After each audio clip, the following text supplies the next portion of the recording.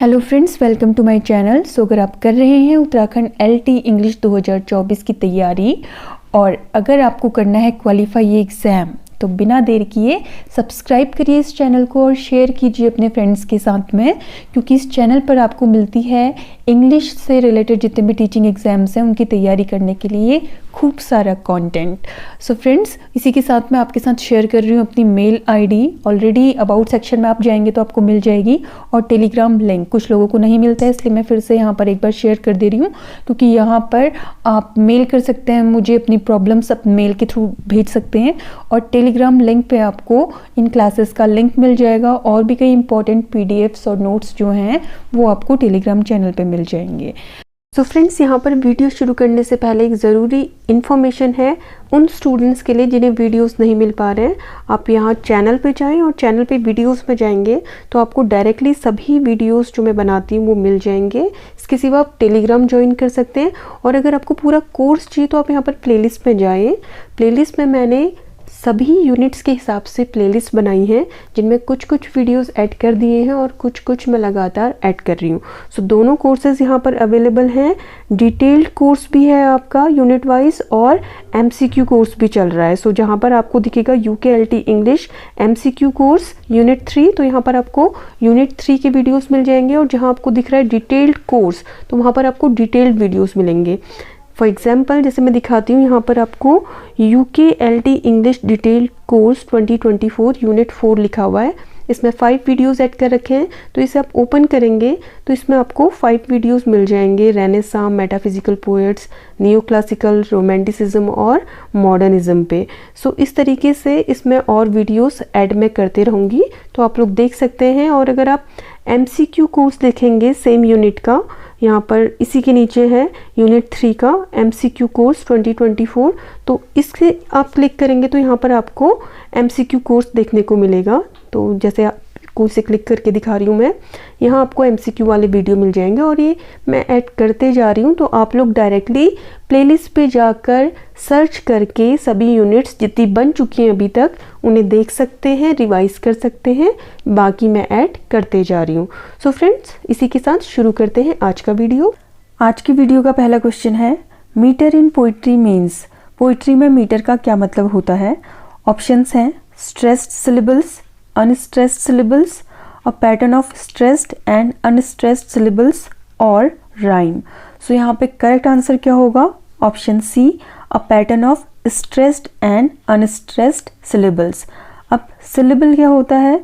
syllable एक ऐसा word होता है जिसमें एक ही वावल साउंड होता है।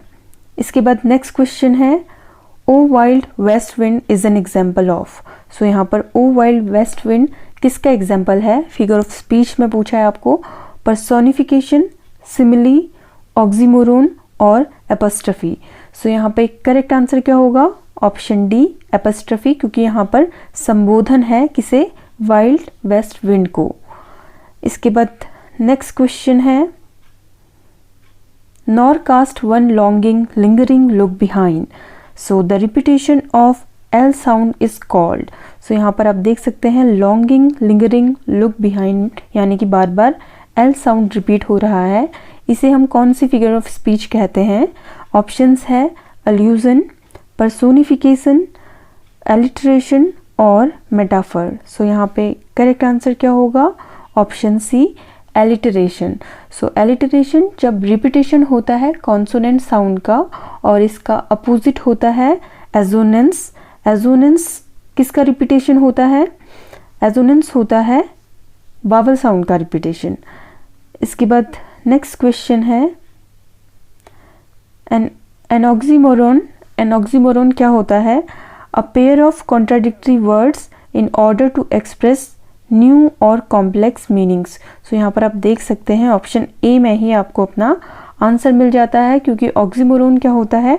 A pair of contradictory words in order to express new और कॉम्प्लेक्स मीनिंग्स। इसके बाद नेक्स्ट क्वेश्चन है, let's go to bed now. So इसमें कौन सी फिगर ऑफ स्पीच होगी? ऑक्सीमोरोन, मेटोनमी, पर्सोनिफिकेशन और पन। सो यहाँ पर करेक्ट आंसर होगा हमारा ऑप्शन B, मेटोनमी। सो यहाँ पर मेटोनमी कैसे होगी? Let's go to bed. Going to bed का मीनिंग है गोइंग टू स्लीप, और स्लीप क्लोजली एसोसिएटेड है बेड से। सो हम यहाँ पर स्लीप ना यूज़ करके बेड यूज़ कर रहे हैं, सो इसलिए यहाँ पर मेटोनमी होगी। A statement that says less than what is meant is ambiguity, oxymoron, understatement और लाइटोटीज। सो करेक्ट ऑप्शन होगा यहाँ पर ऑप्शन सी, अंडरस्टेटमेंट। और अंडरस्टेटमेंट के लिए ग्रीक टर्म है मियोसिस। इसके बाद नेक्स्ट क्वेश्चन है a dactyl is metrical foot consisting of. So एक डेक्टिल मेट्रिकल फूड में कितने सिलेबल्स होते हैं? ऑप्शंस हैं 2 सिलेबल्स, 3 सिलेबल्स, 5 सिलेबल्स और 4 सिलेबल्स। सो एक डेक्टिल मेट्रिकल फूड में 3 सिलेबल्स होते हैं। इसके बाद नेक्स्ट क्वेश्चन है what metre is a sonnet written in. Sonnet किस मीटर में लिखा जाता है? ऑप्शंस हैं spondaic tetrameter, iambic pentameter, iambic tetrameter और आयम्बिक ट्रीमीटर। सो यहाँ पर करेक्ट आंसर होगा option B, iambic pentameter. So iambic pentameter में 5 फीट होती हैं और हर फीट में 2 सिलेबल्स होते हैं और पहला सिलेबल अनस्ट्रेस्ड होता है और उसके बाद दूसरा सिलेबल स्ट्रेस्ड होता है। नेक्स्ट क्वेश्चन है love is an ideal thing, marriage is a real thing. So इस सेंटेंस में क्या है? ऑक्सीमोरोन, मेटाफर, सिमिली और एंटीथेसिस। सो यहाँ पर करेक्ट ऑप्शन होगा ऑप्शन डी, एंटीथेसिस। इसके बाद नेक्स्ट क्वेश्चन है the idea that the good are rewarded and the evil punished is termed. So इस आइडिया को क्या टर्म किया गया है? ऑप्शंस हैं divine justice, jurisprudence, poetic justice और none of the above. So यहाँ पर करेक्ट आंसर होगा ऑप्शन सी, पोएटिक जस्टिस। और ये क्वेश्चन भी पूछा जाता है कि पोएटिक जस्टिस टर्म को किसने कॉइन किया था? तो इसका करेक्ट आंसर होगा थॉमस राइमर। इसके बाद नेक्स्ट क्वेश्चन है a poem consisting of 4 lines और 4 lines of a poem that can be considered as a unit. So 4 lines of a poem that can be considered a unit is called a couplet, haiku, quatrain और lyric. So यहाँ पर correct answer होगा option C, quatrain. So 4 lines of a poem is called a quatrain और 2 lines कही जाती हैं a couplet. Next question है a figure of speech in which 2 terms opposite in meaning are placed side by side in a phrase is known as. So ऐसी figure of speech को क्या कहते हैं? जक्सटापोज, सरकास्म, एंटीथेसिस और oxymoron. So यहाँ पर correct answer होगा option D, oxymoron. इसके बाद नेक्स्ट क्वेश्चन है strophe, antistrophe and epode form a 3-part structure in. Options हैं a classical ode, a Greek chorus, a medieval ballad और अ पेट्रार्कन सोनेट। सो यहाँ पर करेक्ट आंसर होगा option A, a classical ode. Classical ode का part होते हैं strophe, antistrophe और epode. इसके बाद नेक्स्ट क्वेश्चन है the statement if I told you once I have told you million times is an example of. So ये statement जो है if I told you once I have told you a million times, so ये किस चीज़ का example है? Understatement, hyperbole, tone और satire. So यहाँ पर करेक्ट आंसर हो जाएगा ऑप्शन बी, हाइपरबली। इसके बाद नेक्स्ट क्वेश्चन है the use of language to evoke a picture और a concrete sensation of a person, a thing, a place और एन एक्सपीरियंस इज। ठीक है, सो जहाँ पर एक पिक्चर इवोक की जा रही हो वो क्या होगा? Option B, imagery. इसके बाद नेक्स्ट क्वेश्चन है which is not correct statement for metonymy figure of speech. So metonymy figure of speech के लिए कौन सा स्टेटमेंट करेक्ट नहीं है? सो यहाँ पर कुछ स्टेटमेंट्स है the Greek language metonymy denotes a change of name. So ये करेक्ट है। इसके बाद सेकंड है metonymy occurs where one thing is applied to another with which it has become closely associated. So second भी correct है। इसके बाद third है in metonymy a part of something is used to signify the whole. So ये incorrect है क्योंकि ये होता है सिनेक्डकी में। इसके सिवा चौथा है the scepter can be used to stand for a king in metonymy. So ये भी करेक्ट है। So ऑप्शन सी इसका करेक्ट आंसर होगा। इसके बाद नेक्स्ट क्वेश्चन है the 7-line stanza used by medieval poets is known as. So options हैं terza rima, rhyme royal, tetrameter और इंटरनल राइम।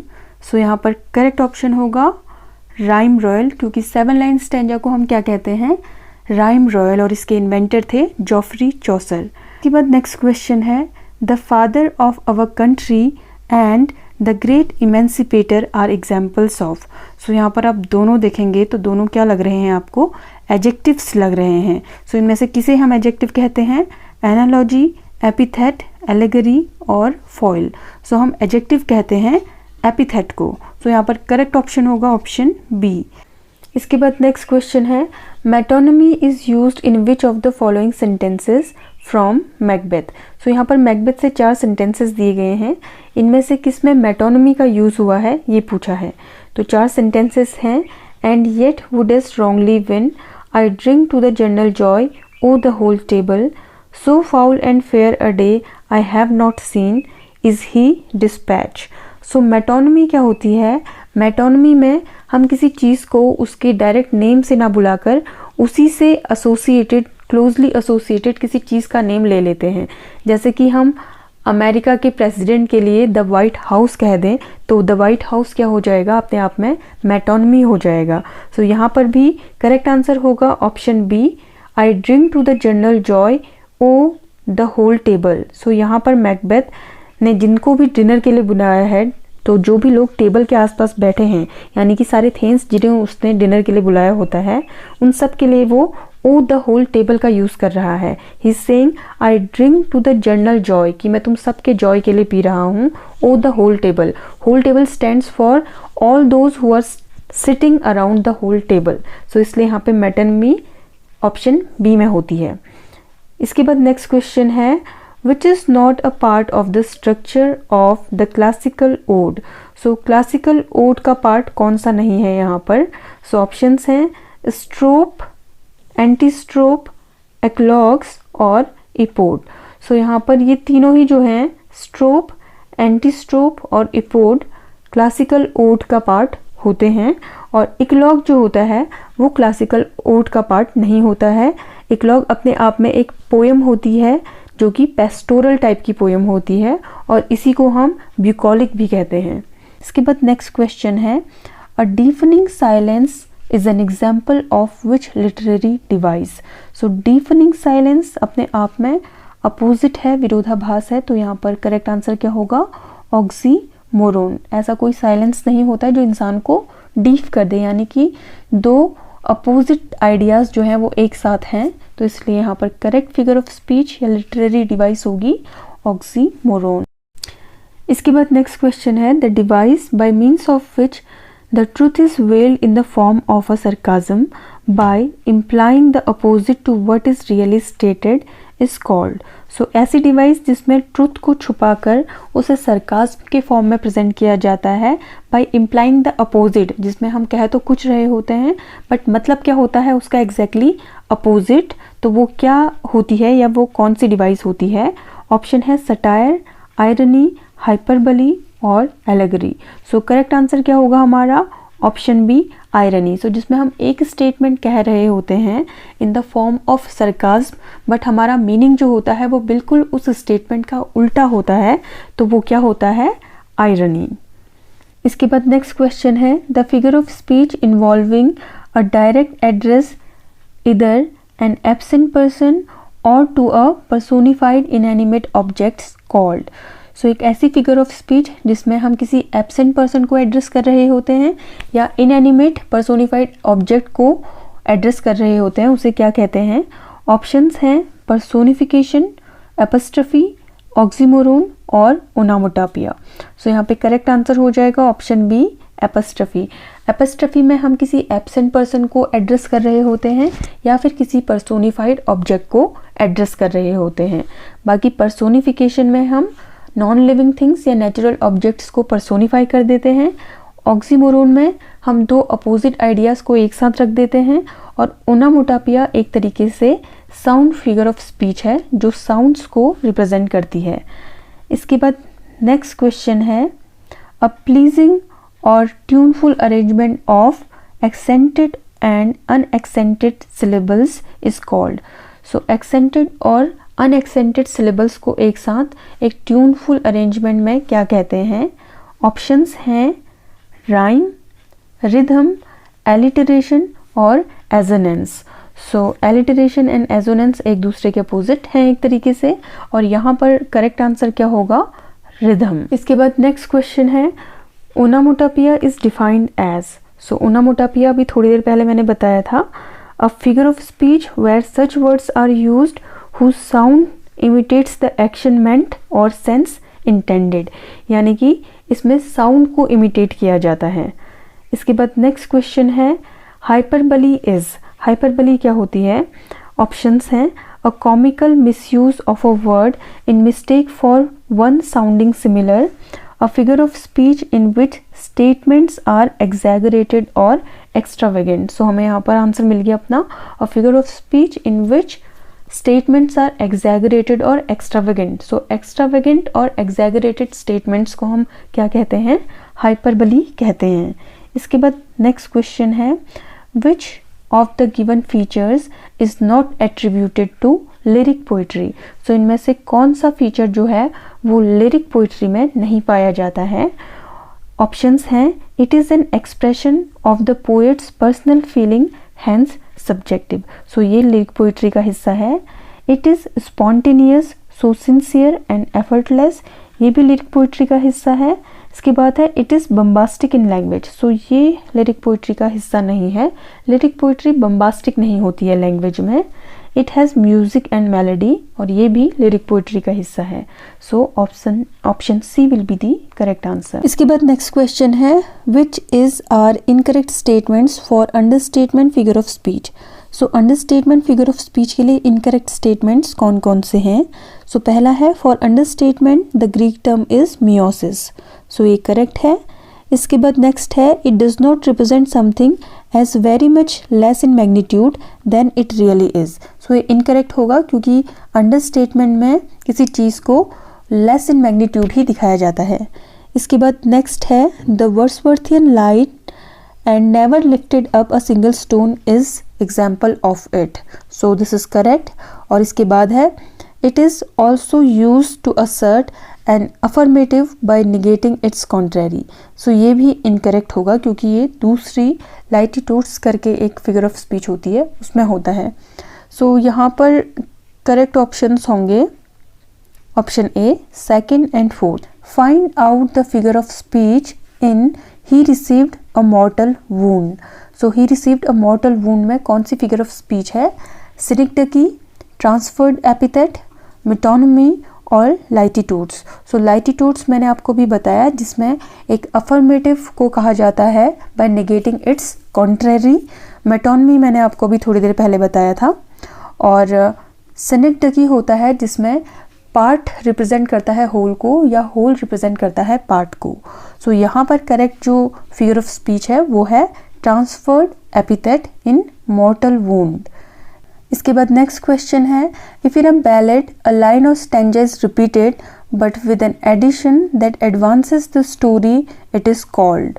सो अगर किसी बैलेड में एक लाइन ऑफ स्टैंजा रिपीट होता है बट विद एन एडिशन जिससे कि स्टोरी और एडवांस हो जाती है तो इसे क्या कहेंगे? Referential repetition, incremental repetition, just repetition और none of the above. So यहाँ पे करेक्ट आंसर होगा इंक्रीमेंटल रिपीटेशन। इसके बाद नेक्स्ट क्वेश्चन है among the following which does not consist of lines of iambic pentameter without rhyming. So यहाँ पर पूछा है कि ऐसा वर्स फॉर्म जो नहीं कंसिस्ट करता है iambic pentameter without rhyming. So यहाँ पर ऑप्शंस हैं free verse, blank verse, heroic couplet और टर्ड्स रीमा। सो यहाँ पर करेक्ट आंसर होगा ऑप्शन ए, फ्री वर्स, क्योंकि फ्री वर्स में कोई भी मीटर यूज़ नहीं होता है। इसके सिवा ब्लैंक वर्स में भी यूज़ होता है iambic pentameter without rhyming. So iambic pentameter without rhyming blank verse में यूज़ होता है, हीरोइक कपलेट में विद राइमिंग यूज़ होता है और टर्ड्स रीमा में भी विद राइमिंग यूज़ होता है। सो यहाँ पर करेक्ट आंसर हो जाएगा option A, free verse. So friends, आज की वीडियो में इतना ही। मिलते हैं नेक्स्ट वीडियो में। Till then stay tuned and thanks for watching this video.